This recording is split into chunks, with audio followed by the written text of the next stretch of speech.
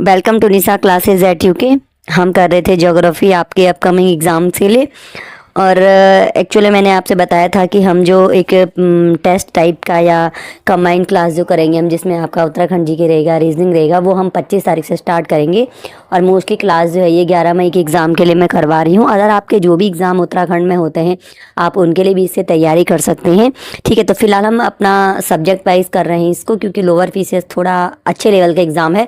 आप इसमें थोड़ा सा, अभी मैंने बताया ना आपको कि लेक्चरर और पॉलिटेक्निक लेक्चरर जो हमारा पोस्टपोन हुआ है, तो उस चक्कर में थोड़ा सा डिस्ट्रैक्ट भी हुए होंगे, तो थोड़ा सा हम क्या करते हैं। और हाँ, मैं आपको इतना बता दूं कि इसमें मैं ऑब्जेक्टिव क्वेश्चन एमसीक्यूज लेके नहीं आई हूँ। मैं बल्कि आपको कुछ फैक्ट्स करवाऊंगी, और वो फैक्ट्स करवाऊंगी जो हम शायद बार बार नहीं पढ़ते हैं, जो हमें थोड़ा सा नई फैक्ट अभी की बार जो आए हैं बुक्स में। ठीक है, तो चलिए अब पहला क्वेश्चन देख रहे होंगे आप। ये तो क्वेश्चन खैर कम पुराना क्वेश्चन है, लेकिन ये बहुत बार एग्जाम में पूछा जाता है, इसलिए मैंने कुछ ऐसे क्वेश्चन लिए हैं जो एग्जाम में पूछ ले जाते हैं। चलिए, पहला क्वेश्चन क्या है, अंतर्राष्ट्रीय तिथि रेखा किन स्थानों से गुजरती है? तो 4 स्थान यहाँ पे आपको बताए, आर्कटिक सागर, चुक्सी सागर, बेरिंग स्ट्रेट और प्रशांत महासागर। इन स्थानों से होकर गुजरती अंतर्राष्ट्रीय तिथि रेखा। और मैंने आपको बताया था कि अंतर्राष्ट्रीय तिथि रेखा कौन सी होती है, 180 डिग्री।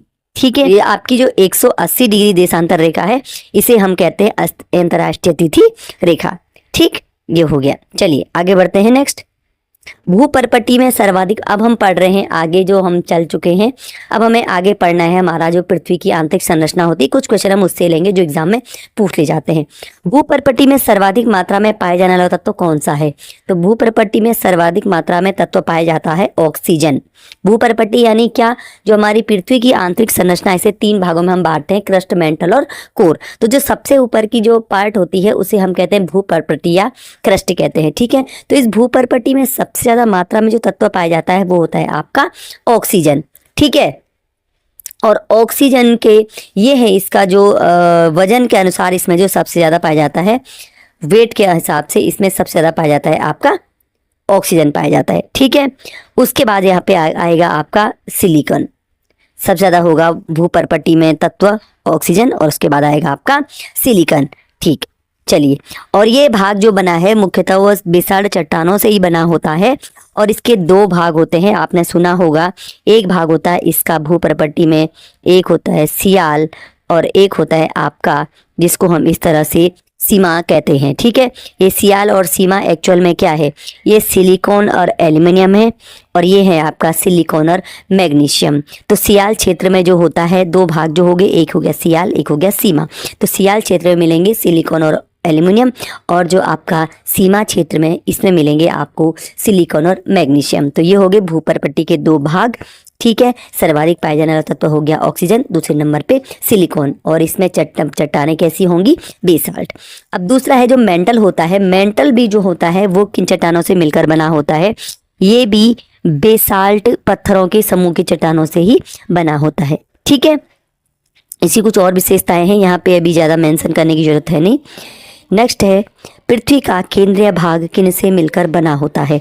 पृथ्वी का केंद्रीय भाग यानी एक क्रस्ट है, एक मेंटल है, कोर है। तो जो कोर है वो किन से मिलकर बना होता है, ये होता है आपका निकेल एवं फेरिस से बनके। ठीक है, तो इसको हम क्या कहते हैं, निफेबिक इसको कहा जाता है। ठीक है, ये इस तरह से भी इसको कई बार हम पढ़ते हैं, निफे। तो ये होता है कि कोर मिल के बनता है आपका निकेल और फेरस से मिल करके।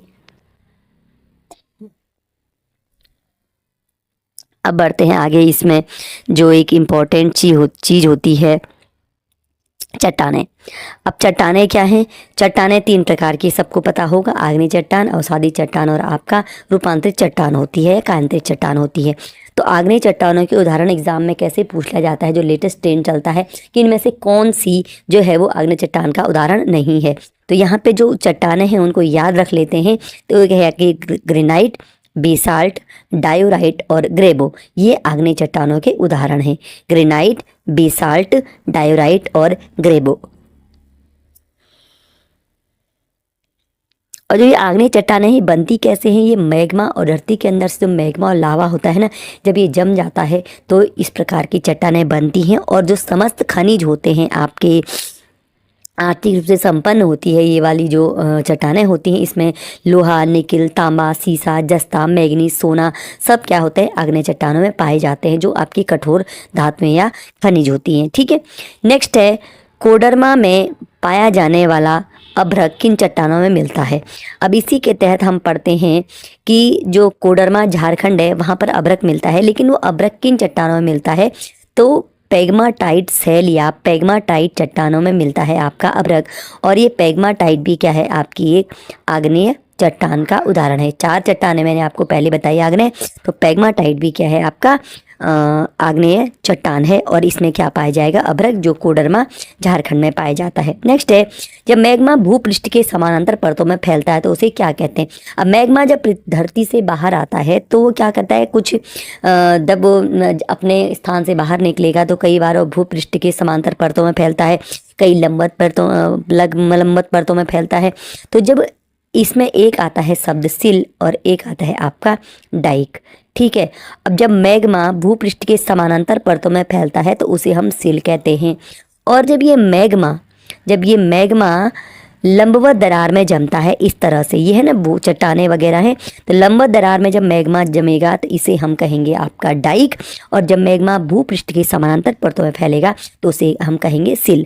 मैंने एमसीक्यू इसीलिए नहीं लिए हैं क्योंकि एमसीक्यू से एक्सप्लेनेशन थोड़ा टफ हो जाता है, एक्सप्लेनेशन नहीं हो पाता है, तो एमसीक्यू जब हम बाद में करते हैं, पहले थोड़ा स्टडी कर लेते हैं एग्जाम के लिए। अभी कम से कम हमारे पास 40 दिन है, थोड़ा मैंने सोचा कि पहले हम थोड़ा स्टडी कर लें। ठीक है, चलिए अब आती है आपकी अवसादी चट्टानें। अवसादी चट्टानों के उदाहरण भी देख लेते हैं। बलवा पत्थर, चूना पत्थर, स्लेट, नमक की चट्टान, सेल खड़ी, ये क्या है आपके अवसादी चट्टान के उदाहरण है।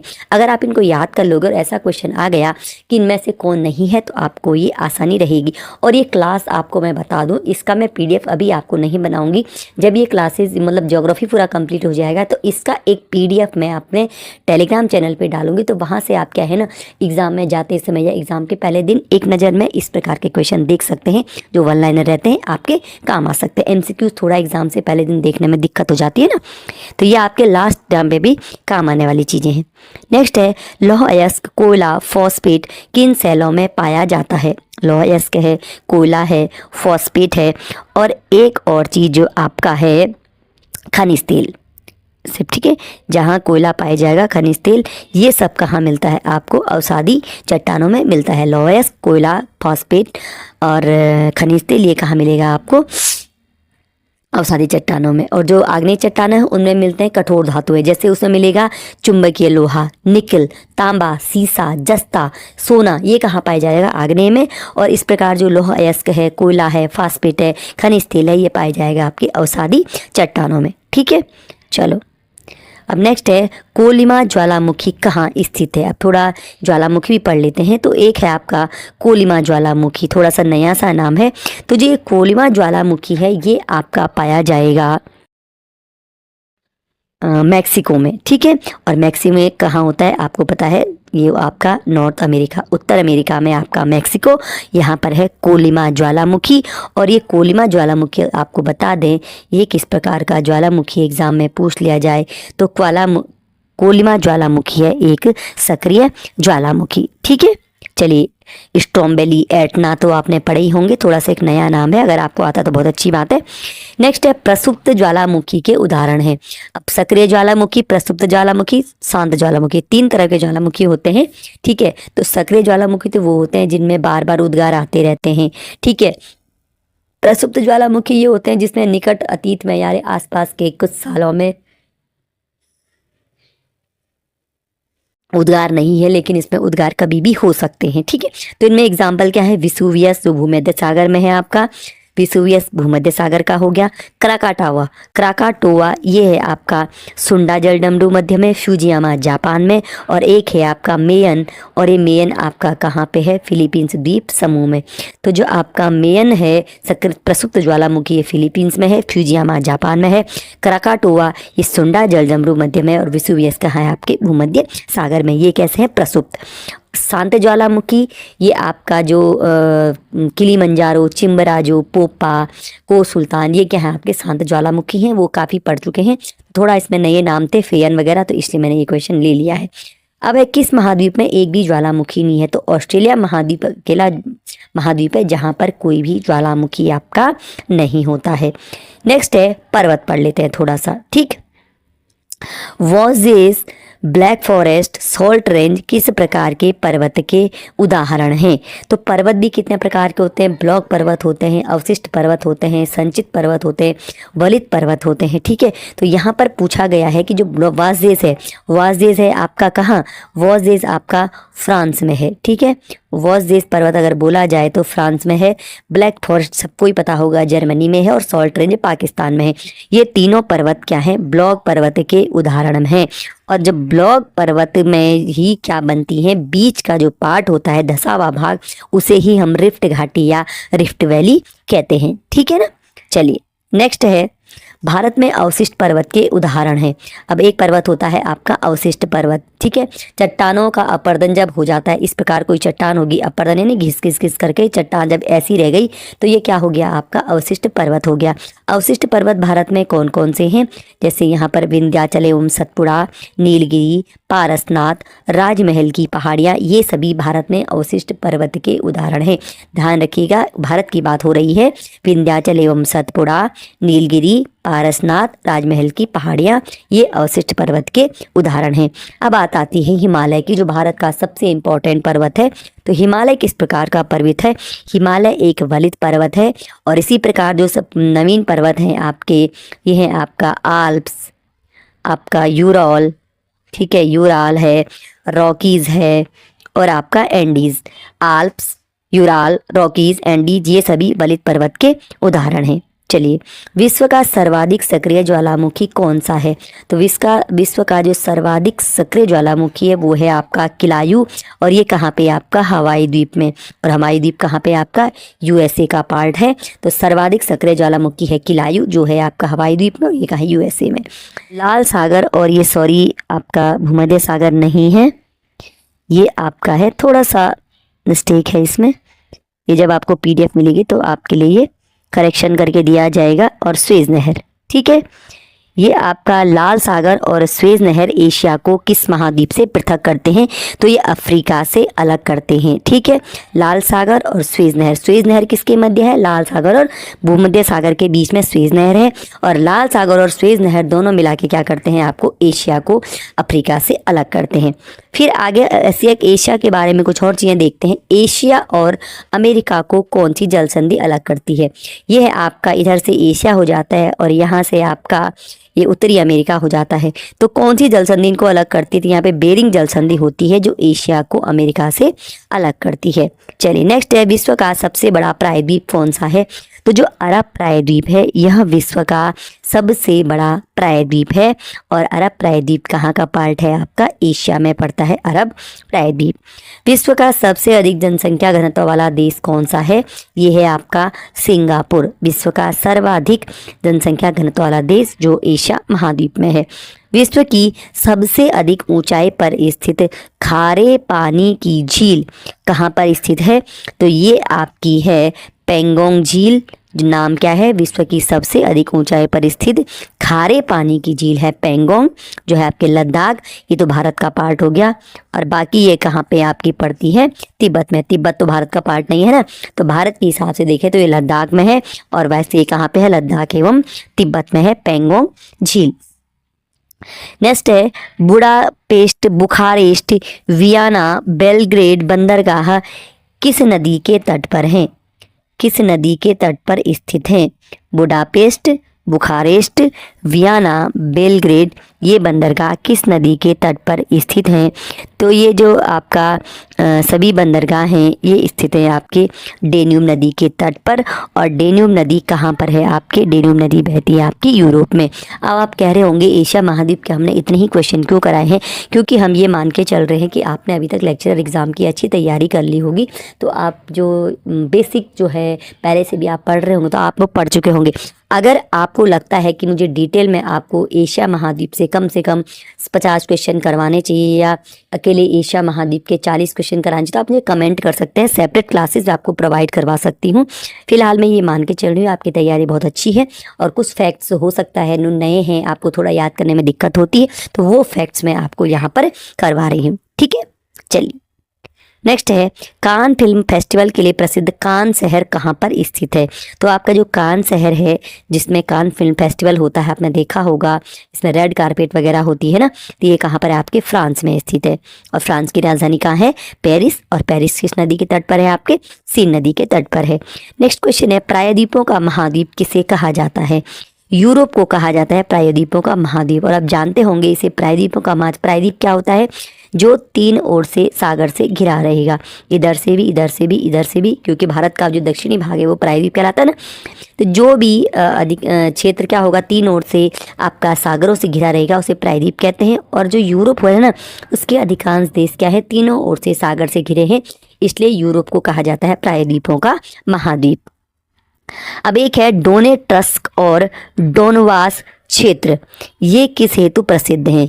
ये दोनों क्षेत्र कोयला उत्पादन के लिए प्रसिद्ध हैं। डोनेट्स्क या डोनबास क्षेत्र एक ही है। डोनेट्स्क को ही डोनबास क्षेत्र भी कहा जाता है। और ये कहाँ पे? आपका कोयला उत्पादन के लिए प्रसिद्ध है। और ये कहाँ पे? यूक्रेन के पूर्वी भाग में स्थित है, कुल मिला के यूक्रेन में स्थित है।